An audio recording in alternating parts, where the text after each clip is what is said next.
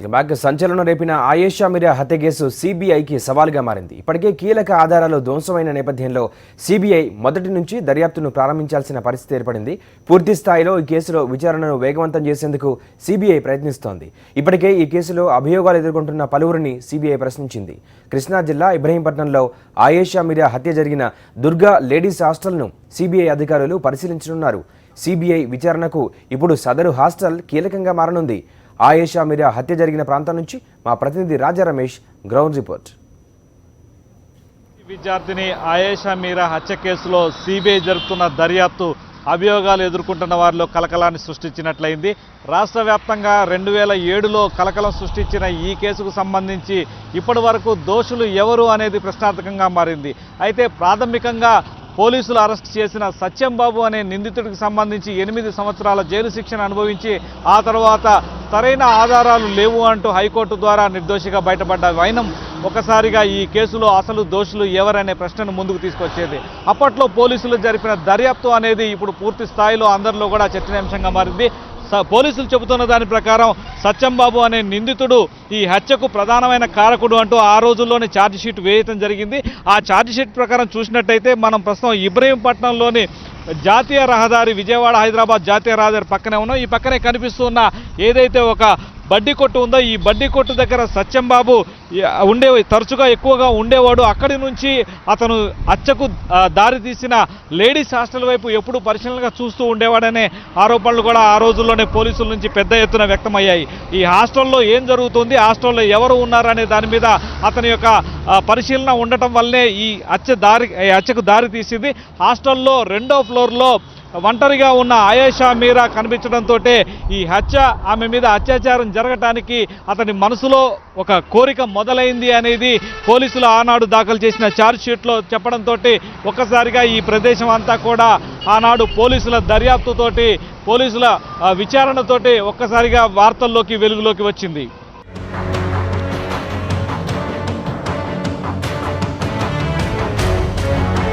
ఆయేషా మీరా హత్యకు గురైన లక్ష్మీదుర్గ హాస్టల్ దగ్గర మనం ఉన్నాం.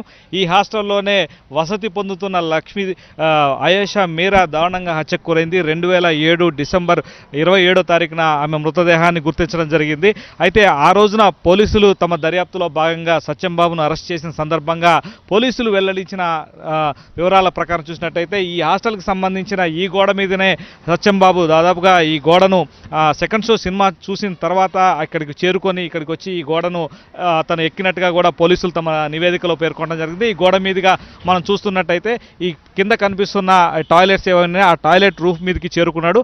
అక్కడి నుంచి సత్యంబాబు నేరుగా ఈ కనిపిస్తున్న హాస్టల్కి సంబంధించిన మొదటి అంతస్తులోకి అతను ఆ గోడ మీదుగా చేరుకొని ఆ మొదటి అంతస్తులోకి వెళ్ళినట్టుగా పోలీసులు తమ నివేదికలో స్పష్టం చేయడం జరిగింది. ఈ నేపథ్యంలోనే మొదటి అంతస్తు మీదకి వెళ్ళిన తర్వాత అక్కడి నుంచి నేరుగా లోపలికి వెళ్ళి సంఘటన ఈ హత్యాకాండకు అతను పాల్పడ్డాడంటూ పోలీసులు రిపోర్ట్ ఇచ్చారు.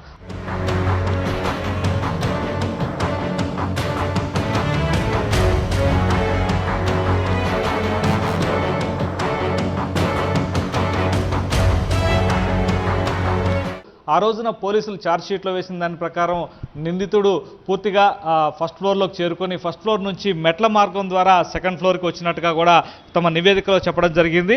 అత్యంత కీలకమైన ఆధారాలన్నింటినీ కూడా ఆ రోజున ఛార్జ్షీట్లో వేశామంటూ పోలీసులు చెప్పారు. ప్రస్తుతం మనం సెకండ్ ఫ్లోర్లో ఉన్నాం. ఈ సెకండ్ ఫ్లోర్లో మెట్ల మార్గం ద్వారా వచ్చిన నిందితుడు పూర్తి స్థాయిలో ఇక్కడికి వచ్చి ఈ కారిడార్లోనే ఆయేషా మీరాను చూడటం జరిగింది. ఈ ఆయేషా మీరాకు సంబంధించిన రూమ్ ఇది.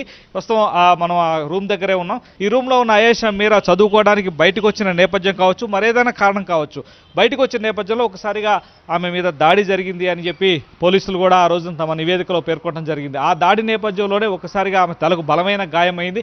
ఆ తర్వాత ఆవిడ కింద పడిన ఆయేషా మీరాను ఇదే కారిడార్లో మనం చూసినట్టయితే ఇదే కారిడార్లో నిందితుడు ఈడ్చుకుంటూ వెళ్ళిన ఆనవాళ్లను కూడా ఆ రోజున పోలీస్ అధికారులు తమ దర్యాప్తులో గుర్తించడం జరిగింది. మొత్తం రక్తపు మడుగుతో ఉన్న ఇక్కడ నుంచి వీడ్చుకుంటూ వెళ్ళిపోయిన ఆనవాళ్ళన్నింటినీ కూడా ఈ కారిడార్ మొత్తం మీద కూడా గుర్తించడం జరిగింది. ఆ తర్వాత ఇక్కడి నుంచి నేరుగా ఈ కార్నర్లో ఉన్న ఏదైతే టాయిలెట్ ఉందో ఈ టాయిలెట్ వరకు కూడా ఆ రక్తపు మరకలు కూడా పూర్తి స్థాయిలో పోలీసులు ఆ రోజునే గుర్తించడం జరిగింది. ఈ టాయిలెట్లో దాదాపుగా రక్తపు మడుగులో ఉన్న అయేషా మీరా మృతదేహాన్ని కూడా గుర్తించారు.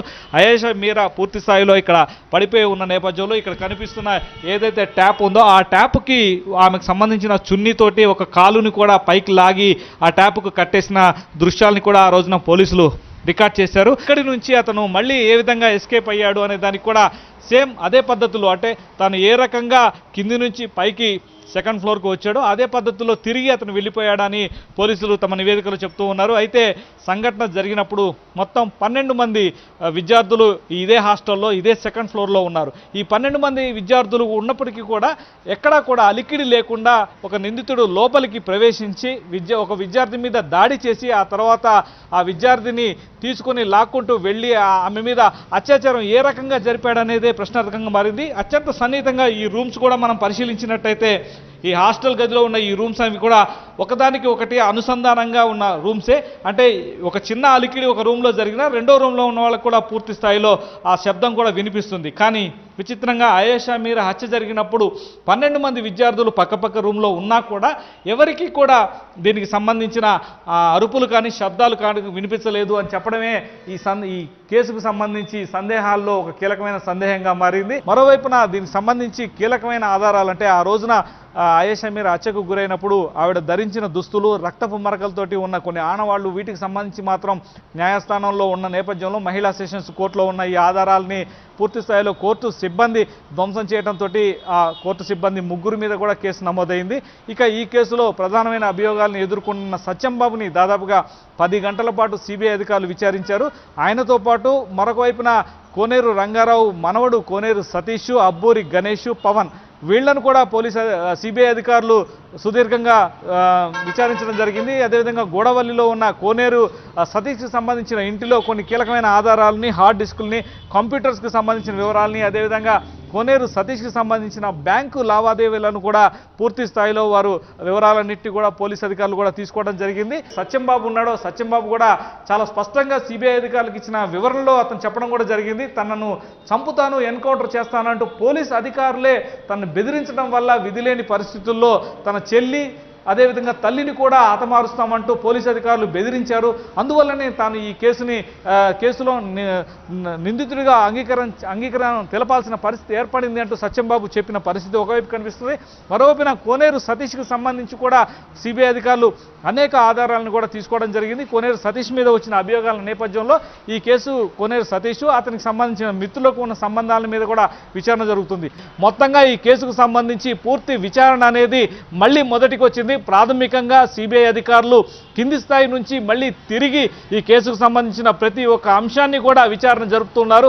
ఎప్పటికైనా సరే కేసులో మొత్తం ముద్దాయిలందరినీ కూడా ఖచ్చితంగా అరెస్టు చేయాలి, వారందరికీ కూడా కఠిన శిక్ష పడాలి అంటూ ప్రజా సంఘాలు ప్రజలు కోరుకుంటున్న నేపథ్యంలో సిబిఐ దర్యాప్తు మరింత ముమ్మరంగా కొనసాగుతోంది. అయేషా మీరా హత్య జరిగిన ప్రదేశం నుంచి వీడియో జర్నలిస్ట్ దాస్తో రాజా రమేష్, సాక్షి టీవీ, కృష్ణా జిల్లా.